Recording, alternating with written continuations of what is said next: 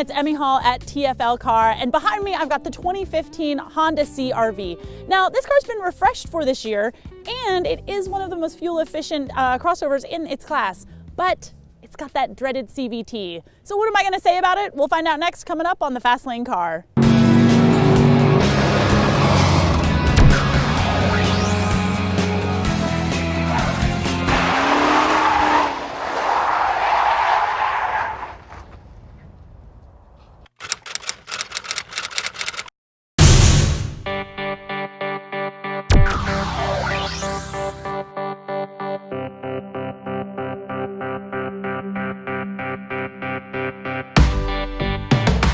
This year the CR-V's gotten a pretty strong refresh with new front and rear fascias.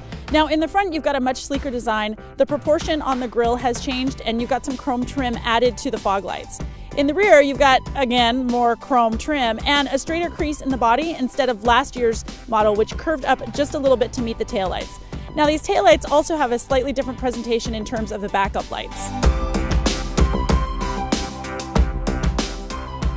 Now under the hood, Honda has given us pretty much the same engine that you get in the Accord, which is a 2.4 liter, there it is,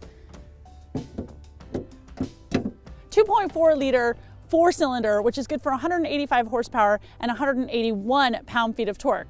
Now you can get this car in front-wheel drive, but we have got the all-wheel drive version, and powers go into all four wheels via a continuously variable transmission, and we'll talk about that a lot later. Now EPA fuel ratings are 26 in the city, 33 out on the highway, and 28 combined, but to be honest with you, my combined rating was 22.5, so as always, take those numbers with a grain of salt. And it's an Earth Dreams technology. Ooh, fancy! Now, Honda does say that you can take this car off-road, but let's be honest, there's only 6.8 inches of ground clearance, so yeah. You could take it on a grade, like a graded road to your cabin, but really just don't take it off-road. You can tow 1,500 pounds, which is really nice. Now, the suspension has been revamped a little bit for this year, so I've got front and rear sway bars. It's not necessarily the sportiest chassis out there, but I think that everyday drivers are going to be satisfied.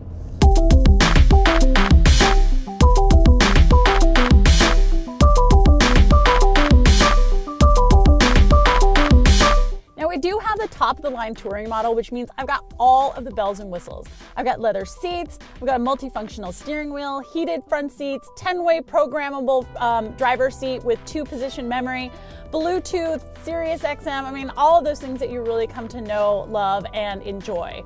Now, one of the things that I find a little bit disappointing in this cabin is that there are a lot of plastic materials. I mean, like that's not quite so good. I wish that we could have just a little bit more refinement in here, because after all, this is the top of the line. I expect a little bit more. Now, having said that, everything is thoughtfully placed. I do miss that I don't get any redundant controls for the radio. Unfortunately, all the controls are either on your multifunctional steering wheel or within the 7-inch touchscreen itself. I mean, that's just because I'm a little bit of a nerd. And I do have a lot of storage here. So I've got my little center storage here, 2 cup holders, a little cubby hole here, a little cubby hole here, a nice place for my phone, a little cubby hole down here, some places in the doors. I mean, there's like places to stash your stuff all over. And of course, my favorite thing in the entire world inside a cabin is the sunroof. Holla! So this Honda is equipped with the CVT, which stands for a continuously variable transmission. So what that means is that instead of having fixed gears like first, second, third, fourth, you basically have infinite amount of gears. It's not shiftable, although some of them you can get with paddle shifters, but this is not a shiftable automatic. So the computer is going to select what it thinks is the most efficient RPM for the speed that you're currently going at and the engine speed that you're currently at, right? So what that means is when you're just toddling around town, it seems that the goal of this car is to get you down to like 1,400 RPMs as soon as possible, all in the name of fuel efficiency. Now I'm rolling on some Dunlop all-season tires, but I want to talk about these 18-inch alloy wheels because they are seriously stylish for a car like this. I mean, I feel like a CR-V is something that you're maybe not an enthusiast is going to want to buy, but look at these wheels. They're crazy. They have so much style in them. I just love it. I love that they put these on this car.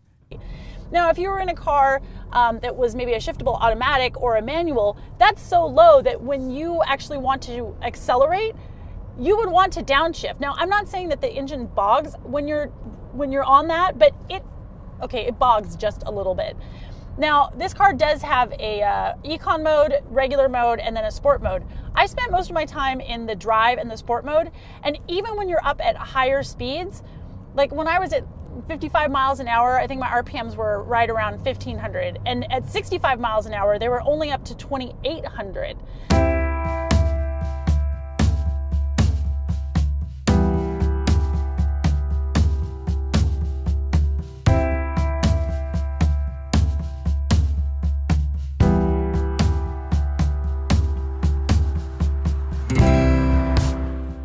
Now, there certainly is room for 3 full-sized adults back here. I mean, this seat is set all the way back as far as I can go, and I have like at least 6 inches of room here. I got plenty of headroom, and look at how much this door swings open. I mean, it's almost to a 90-degree angle. So getting in and out or loading cargo in and out of the back seat is gonna be super crazy easy. I mean, look at that. Oh my gosh. I haven't gotten out of a car so easily since that one time, and the thing, and the stuff, and the junk. Remember that one time when we did that? Yeah, I gotta go. I do like this infotainment setup better in this Honda than I have in the other Hondas that I've driven. In this case, I have my 7-inch touchscreen below and my smaller informational screen up top. The other Hondas, like in the Accord, they're actually switched. Now, it's fine. I mean, some of the menus seem to be a little convoluted, and to be honest with you, I'm not really sure why we actually need 2 screens. I mean, Chrysler's able to do it all in one screen with the Uconnect system and still have it make sense and be relatively easy to use. In fact, most manufacturers only have one entertainment screen, or infotainment screen. So I'm not sure quite why we have to do it this way, but whatever. I mean, it still works, right? The graphics could use a little bit of an update. I mean, my nav screen is up here. You know, it just doesn't, it definitely looks a little dated.